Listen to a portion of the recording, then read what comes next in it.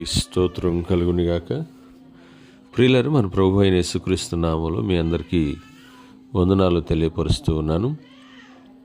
ఒక విషయాన్ని ఈరోజు మనం తెలుసుకుందాం. నక్షత్రాలు యుద్ధాలు చేస్తాయా? మనుషుల కొరకు దేవదూతలు యుద్ధాలు చేసినట్టుగా మనం చూడగలుగుతూ ఉన్నాం మనుషుల పక్షంగా. అలాగనే కందిరీగలు ఇశ్రాయేల్ పక్షంగా యుద్ధం చేసినట్టుగా లేఖనంలో మనం చూస్తూ ఉన్నాం. కానీ ఆకాశములో ఉన్న నక్షత్రాలు కూడా యుద్ధం చేస్తాయా? చాలా ఆశ్చర్యం కదా. అద్భుతమైనటువంటి విషయం ఏంటంటే అది బైబిల్లో రాయబడింది. ఎక్కడ రాయబడింది అంటే న్యాయాధిపతుల గ్రంథంలో 5వ అధ్యాయంలో దెబోరా అలాగనే బారాకు ఒక కీర్తన పాడారు. ఆ కీర్తనలో ఈ విషయం రాసుకొచ్చారు. 20వ వచనాన్ని చదువుతాను, జాగ్రత్తగా వినండి. నక్షత్రములు ఆకాశం నుండి యుద్ధము చేసెను, నక్షత్రములు తమ మార్గములలో నుండి సిసేరాతో యుద్ధము చేసెను. సిసేరా అనబడినటువంటి కానాను రాజు ఇతనుకి 1000 ఇనప రథాలున్నాయి. అయితే ఇతడు దెబోరా బారాకు టైంలో దేవుని దగ్గర విచారణ చేయగా దేవుడు తెలియపరిచిన మాట ఏంటంటే, బారాకును పంపించి యుద్ధము చేస్తే నేను అతన్ని మీ చేతికి అప్పగిస్తానని చెప్పాడు. కానీ ఆ సమయంలో యుద్ధం జరుగుతుంది. యుద్ధం జరిగే సమయంలో బారాక్కి తోడుగా ఆకాశం నుండి నక్షత్రాలు యుద్ధం చేసినాయి అంట. ఎలా యుద్ధం చేసినాయి? అక్కడి నుంచి ఏమన్నా రాళ్ళు పడ్డాయా, లేకపోతే అక్కడి నుంచి రాళ్ళు దిగొచ్చి నక్షత్రాలు దిగొచ్చి యుద్ధం చేసినాయా అనేటువంటిది మనం చూస్తే, ఆలోచన చేస్తే ఎలా యుద్ధం చేసినాయో నాకు తెలియదు.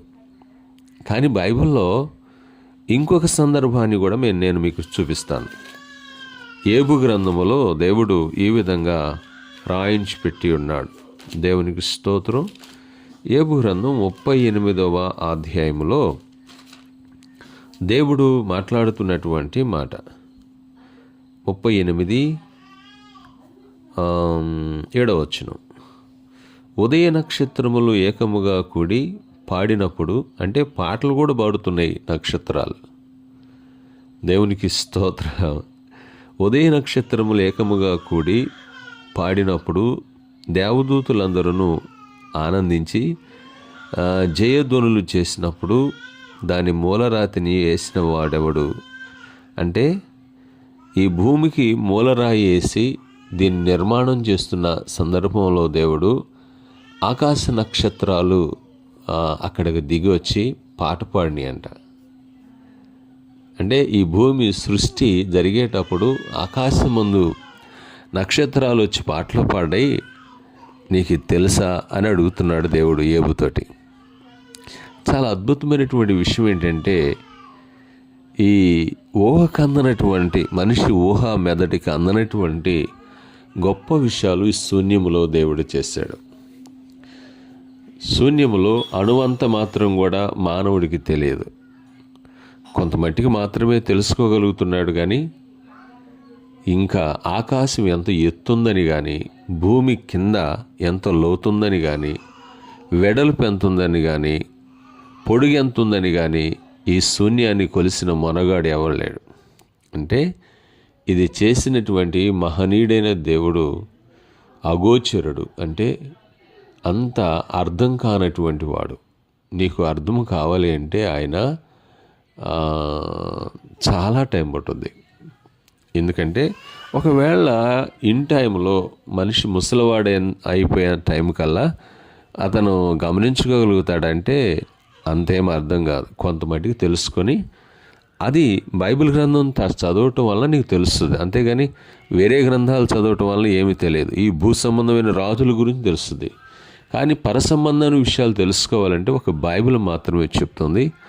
ఆకాశ నక్షత్రాలు, పరలోక దేవదూతలు, పరలోకమందు ఉన్నటువంటి దేవుడు, అంటూ మరొక లోకంలో ఉన్నటువంటి వాళ్ళు ఈ భూమి మీద మనుషులకు సహాయం చేసినట్టుగా, యుద్ధాలు చేసినట్టుగా, వారికి సహకరించినట్టుగా లేఖనాలు మనం చూస్తున్నాం. అది బైబిల్ గ్రంథం మాత్రమే చెప్తూ ఉంది.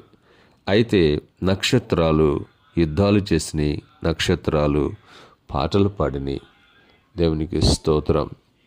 ఆ నక్షత్రాలు యేసుప్రభు పుట్టినప్పుడు ఒక నక్షత్రం ఆకాశంలో ఎలిగి జ్ఞానం లేనటువంటి వారికి దారి చూపినటువంటి విషయం కనబడుతుంది.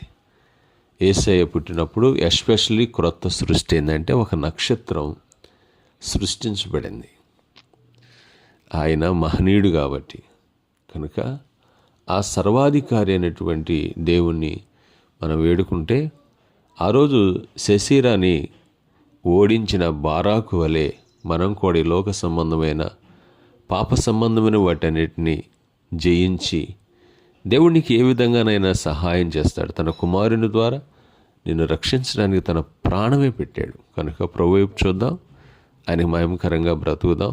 సహాయం దేవుని దగ్గర నుంచి నీకు వస్తుంది.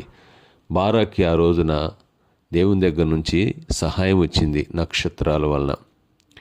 కనుక యెహోషువ కాలంలో కందిరీగలు అనగా పెద్ద ముసురు ఉంటుంది కదా, ఆ ఈగలు సహాయం చేసి యుద్ధంలో గెలిపించినాయి అంట. అలాగున నిన్ను గెలిపించడానికి దేవుడు తప్పక ఒక ఆధారాన్ని నీకు చూపిస్తాడు. ప్రభు చూద్దాం, ఆయన్ని అడుగుదాం, తప్పక సహాయం చేస్తాడు. దేవుడు తన మాటలు దీవించునుగాక.